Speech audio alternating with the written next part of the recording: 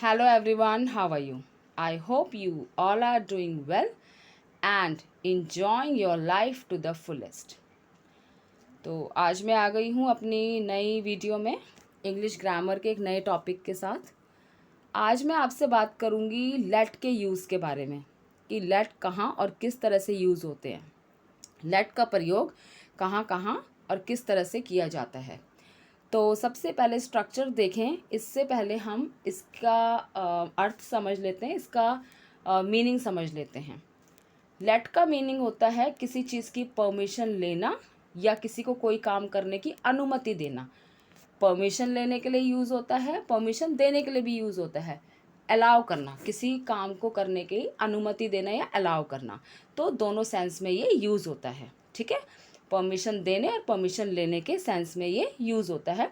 तो अलग अलग स्ट्रक्चर में इसके अलग अलग यूज़ होंगे। सबसे पहले जो मैंने स्ट्रक्चर लिया है वो लेट सबसे पहले आता है। इस तरह से हम जो स्ट्रक्चर लेंगे उसमें सबसे पहले लेट आता है, फिर उसके बाद कोई पर्सन, और पर्सन का ऑब्जेक्टिव फॉर्म आएगा। ध्यान रखिएगा, ऑब्जेक्टिव फॉर्म। प्रोनाउन में जो सब्जेक्टिव केस का ऑब्जेक्टिव फॉर्म आता है, जैसे आई का हो जाएगा मी, ही का हो जाएगा हिम, शी का हो जाएगा हर, और यू का तो यू ही रहता है ऑब्जेक्टिव फॉर्म में, वी का अस। इस तरह से आपने ऑब्जेक्टिव फॉर्म लेना होता है लेट के बाद।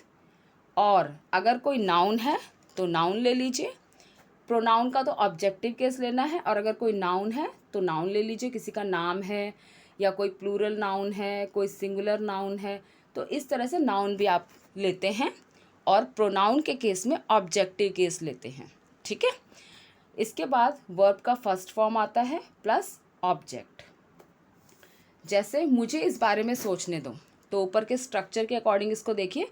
सबसे पहले लेट आया है, उसके बाद मुझे, तो मुझे का अर्थ आई होता है, लेकिन हमें इसका ऑब्जेक्टिव फॉर्म लेना है। फिर कह रही हूँ ऑब्जेक्टिव फॉर्म लेना है तो मी आएगा। ध्यान रखिएगा, मी आएगा ऑब्जेक्टिव फॉर्म के रूप में। लेट मी थिंक, वर्ब का फर्स्ट फॉर्म है think. Think about it, about it आपका ऑब्जेक्ट है। तो कैसे बनेगा ये statement, let me think about it. इसके बाद है बच्चों को बाहर खेलने दो, तो इसमें जो लेट के बाद आया है वो नाउन आया है, चिल्ड्रन, जो नाउन से रिलेटेड है। तो let the children play outside, let the children play outside.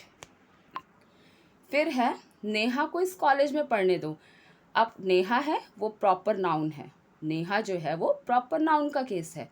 तो स्टेटमेंट बनेगा let Neha study in this college, let Neha study in this college.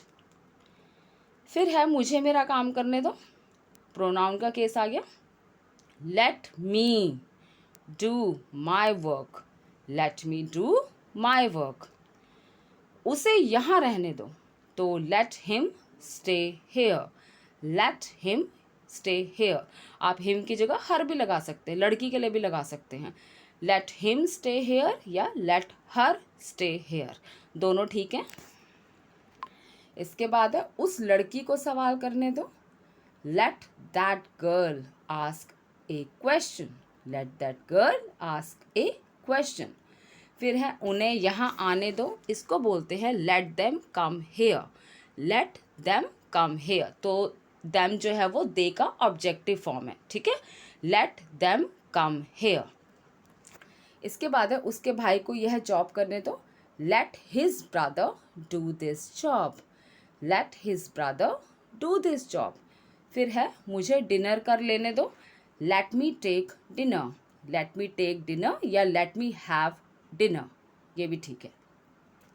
इसके बाद है मेरी बहन को अब सोने दो, let my sister sleep now. इसके बाद है उसे बाहर मेरा इंतज़ार करने दो, लेट हिम या हर भी हो सकता है, let him wait for me outside, let him wait for me outside. इसके बाद है उन्हें इस बारे में सोचने दो, let them think about it, let them think about it. फिर स्ट्रक्चर जो मैंने अब दूसरा लिया है लेट के यूज़ के बारे में, जब हम नेगेटिव फॉर्म में इसको कंस्ट्रक्ट करते हैं, जब नेगेटिव फॉर्म में इसको फ्रेम किया जाता है तो किस तरह हमारा स्ट्रक्चर बनता है वो देख लेते हैं।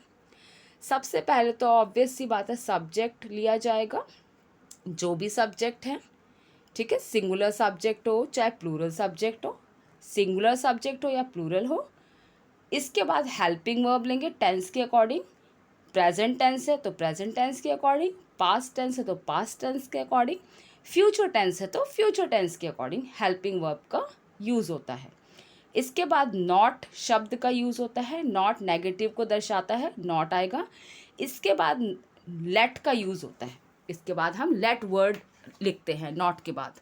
फिर ऑब्जेक्ट होता है, वही ऑब्जेक्ट में कौन सा केस आएगा मैं ऑलरेडी आपको क्लियर कर चुकी हूँ अच्छे से, कि मी, यू, अस, देम, हिम, हर, इस तरह से ऑब्जेक्टिव केस आएगा और कोई नाउन आ जाएगा, कोई भी नाउन आ जाएगा, ठीक है, कोई भी नेम आ जाएगा, चाहे वो सिंगुलर नाउन हो प्लूरल नाउन हो, ठीक है, plus first form of verb plus object plus other word अगर दिया है तो।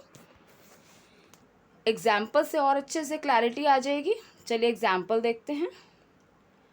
तुम्हें उसके साथ वहाँ नहीं जाने दूंगा, तुम्हें उसके साथ वहाँ नहीं जाने दूंगा, तो सब्जेक्ट मैं हूँ ना, दूंगा, मैं नहीं जाने दूंगा, ऑब्वियस सी बात है, तुम्हें उसके साथ वहाँ नहीं जाने दूंगा मतलब मैं वहाँ जाने नहीं दूंगा।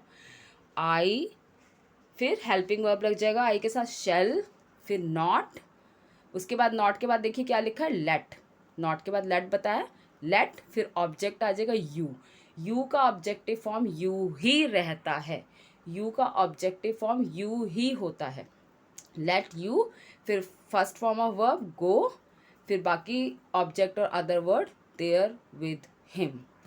आई shall not let you go there with him. इसके बाद है पिताजी तुम्हें यह नौकरी नहीं करने देंगे, फ्यूचर टेंस से रिलेटेड है। Father will not let you do this job.